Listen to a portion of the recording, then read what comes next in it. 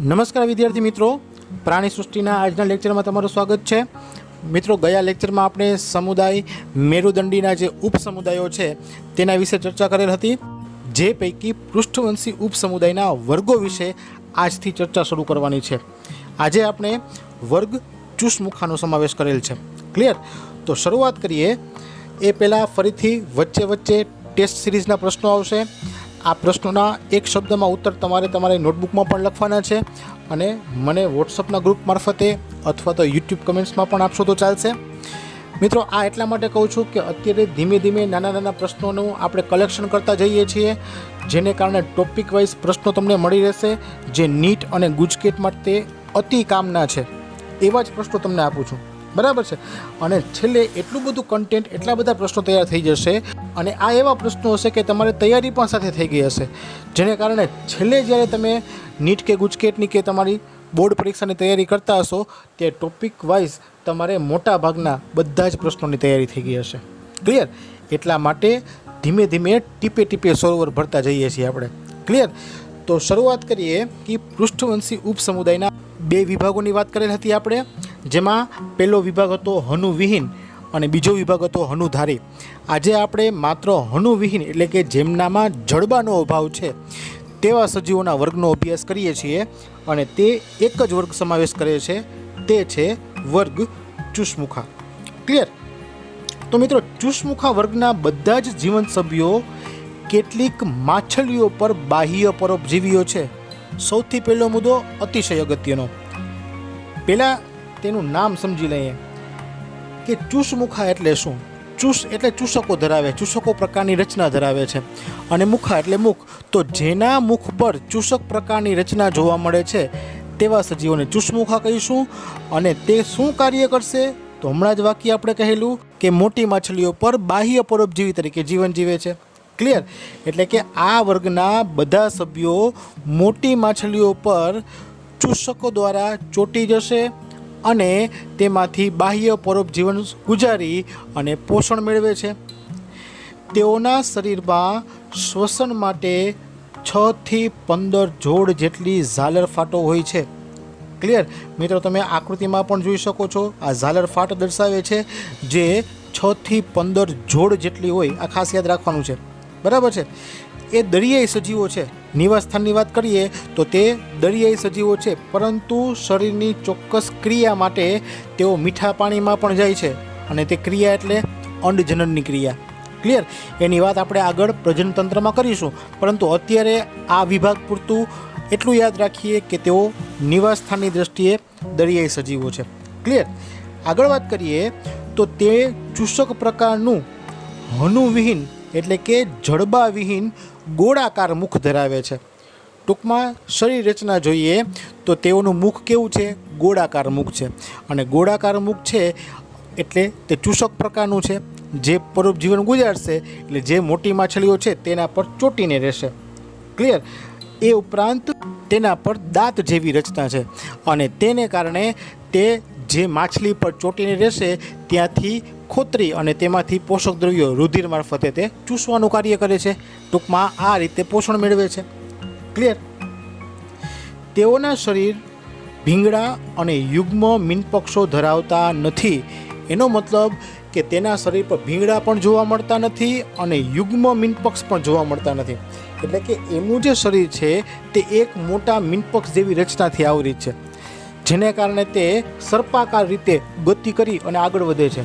મીનપક્ષની જેમ પાણીને પાછળ ધકેલીને આગળ વધતું નથી. ઉપરાંત તેના શરીર પર ભીંગડા નથી. માછલીઓ પર ભીંગડા હોય, આમના પર ભીંગડા નથી. એટલા માટે જ તેમને મત્સ્ય વર્ગથી અલગ રાખેલ છે. ક્લિયર? બાકી મોટાભાગની રચના મત્સ્ય જેવી જોવા મળશે તમને, પરંતુ શરીર પર ભીંગડા નથી અને જડબાનો પણ અભાવ છે. તો આ બેની લાક્ષણિકતાઓ થઈ. ક્લિયર? મુખ્ય લાક્ષણિકતા જો પ્રશ્ન પૂછે, નોંધનીય લાક્ષણિકતાનો પ્રશ્ન પૂછે તો જડબાનો અભાવ એ મુખ્ય થશે. એ યાદ રાખવું, બરાબર છે.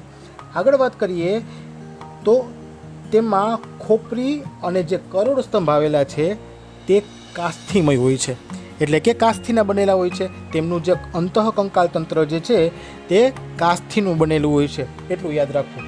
ક્લિયર? આગળ વધીએ એ પહેલાં ટેસ્ટ સિરીઝના પ્રશ્નો લઈ લઈએ. તો પહેલો જ પ્રશ્ન થશે, ચુષ્મુખા વર્ગના સજીવો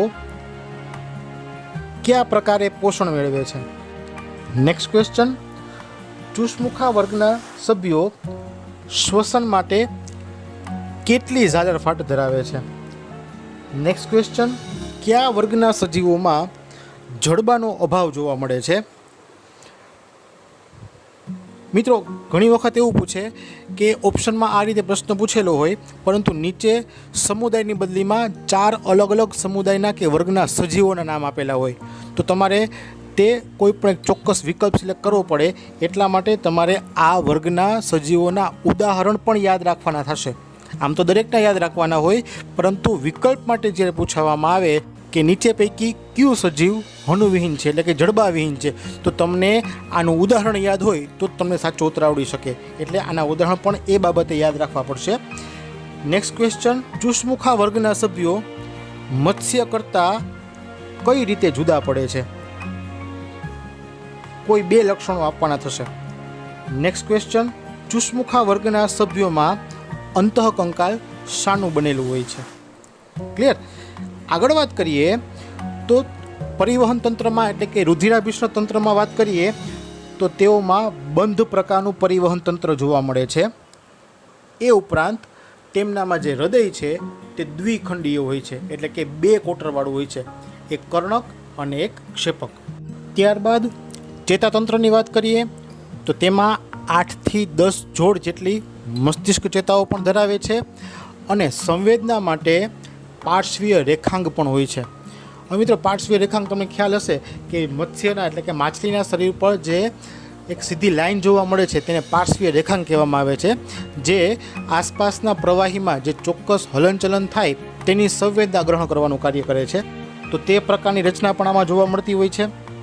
એ ઉપરાંત પ્રજનનની વાત કરીએ તો તેમનામાં બાહ્ય ફલન જોવા મળશે. હવે એને ડિટેલમાં સમજવા માટે આપણે ફરીથી પેલી વાત યાદ કરીએ કે આપણે કહેલ હતું કે તે દરિયાઈ સજીવો છે, પરંતુ અંડજનન માટે તેઓ મીઠા પાણી તરફ ગતિ કરે છે. એટલે કે તેમાં જે ઈંડા મૂકવાની પ્રક્રિયા થાય છે તે મીઠા પાણીમાં થાય છે.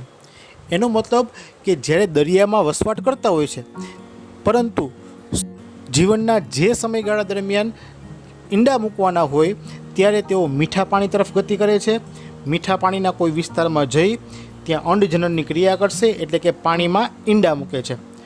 અને એ પણ ખાસ વાત યાદ રાખવી કે અંડજનન બાદ એટલે કે ઈંડા મૂક્યા બાદ થોડાક જ દિવસોમાં તેઓ મૃત્યુ પામે છે.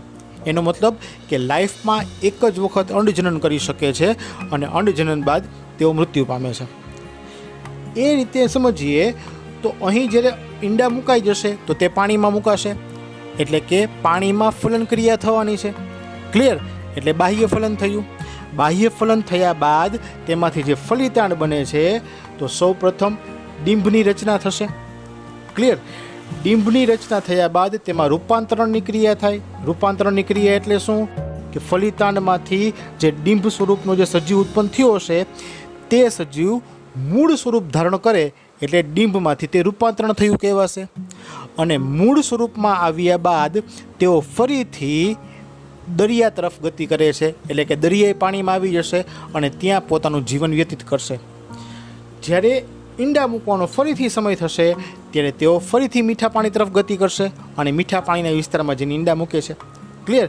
આમ જોઈએ તો તેઓ મુખ્ય વસવાટ તો દરિયાઈ ધરાવે છે, પરંતુ ઈંડા મૂકવા માટે અંડજનન માટે મીઠા પાણીમાં જાય છે. તો આ ખાસ યાદ રાખવાનું થાય. ક્લિયર.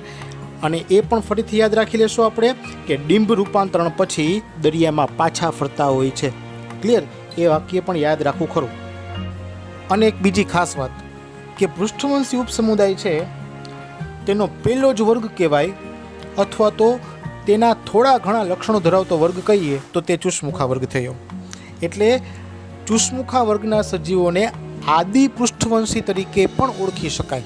મિત્રો ખાસ યાદ રાખજો, આદિ પૃષ્ઠવંશી શબ્દ જે પૃષ્ઠવંશી સમુદાયમાં સમાવિષ્ટ તો છે જ, પરંતુ પૃષ્ઠવંશી સમુદાયના બધા જ લક્ષણો સંપૂર્ણ વિકસિત તેનામાં હોતા નથી. શરૂઆત થઈ ગઈ છે, એટલે કે મેરુદંડ છે તેમાંથી કરોડસ્તંભ બની ગયો છે, અન્ય લક્ષણોની શરૂઆત થઈ ગઈ છે, પરંતુ સંપૂર્ણ કરોડ સ્તંભ તેનામાં પણ હોતો નથી. ક્લિયર? કરોડ સ્તંભ બની ગયો છે પરંતુ સંપૂર્ણ બનેલ નથી, માટે તે આદિ પૃષ્ઠવંશી તરીકે ઓળખાશે. તો આ વિકલ્પ પણ યાદ રાખવાનો થશે. ક્લિયર? આના ઉદાહરણો જોઈ લઈએ તો તેમાં આવશે લેમ્પ્રી અને હેગફિશ. ક્લિયર? તો ફરીથી ટેસ્ટ સિરીઝના બાકીના પ્રશ્નો જોઈ લઈએ. તો નેક્સ્ટ ક્વેશ્ચન આવશે, ચુષ્મુખા વર્ગના પ્રાણીઓ અંડજનન ક્યાં કરે છે? નેક્સ્ટ ક્વેશ્ચન, ચુષ્મુખા વર્ગના ડિંભ રૂપાંતરણ બાદ કયા સ્થાને પાછા ફરે છે? નેક્સ્ટ ક્વેશ્ચન, કયા વર્ગના સભ્યોને આદિ પૃષ્ઠવંશીઓ તરીકે ઓળખવામાં આવે છે?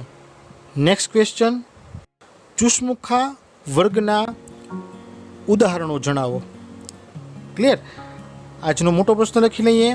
તો વર્ગ ચુષ્મુખા વિશે વિગતવાર માહિતી આપો. તો મિત્રો આજ પૂરતું આટલું જ રાખીએ છીએ. નેક્સ્ટ લેક્ચરમાં આપણે બીજા વર્ગોનો અભ્યાસ શરૂ કરીશું. તો ત્યાં સુધી વાંચતા રહેજો, તૈયારી કરજો. જય હિન્દ.